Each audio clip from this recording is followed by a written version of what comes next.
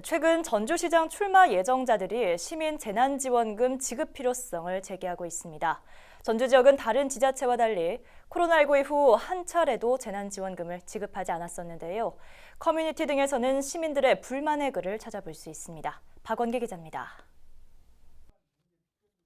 유창희 전 전라북도의회 부의장이 전주시장에 당선되면 3인 기준 세대당 30만 원씩 재난지원금을 지급하겠다고 약속했습니다. 코로나 장기화에 따른 시민 피로감 해결이 필요하다며 이를 공약한 겁니다.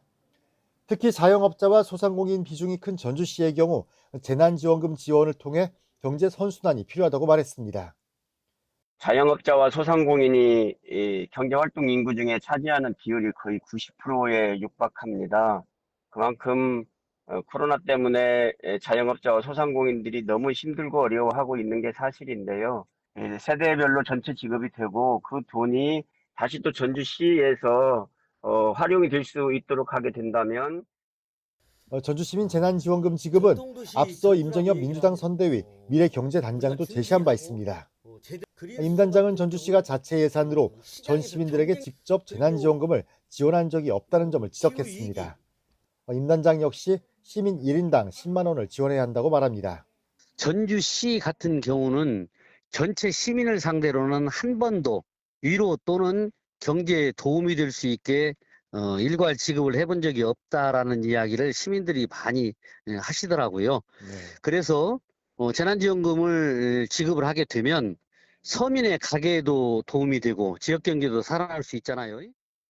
유 전 부의장과 임 단장의 약속대로 지원이 이루어질 경우 소요되는 예산은 670억 정도입니다.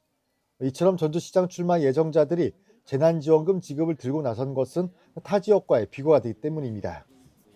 도내 14곳 기초지자체 중 8곳은 올해 코로나19 재난지원금을 지급했거나 또는 계획을 가지고 있습니다. 지난 설 연휴 이전부터 정읍을 시작으로 익산과 김제, 군산과 남원, 또 무주와 부안, 고창 등이 재난지원금을 지급하고 있습니다.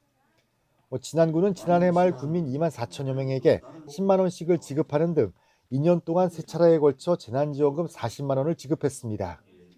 정읍시도 이번이 세 번째 지원금 지급입니다. 재난지원금 지급은 지역 경기를 활성화시키는 데 효과 있는 것으로 나타났습니다. 전북연구원은 전라북도가 지난해 7월부터 9월 사이 도민 한 명에게 10만 원씩 지급한 긴급 재난지원금의 생산 유발 효과가 2,274억 원이었다고 분석했습니다. BTV 뉴스 박원기입니다.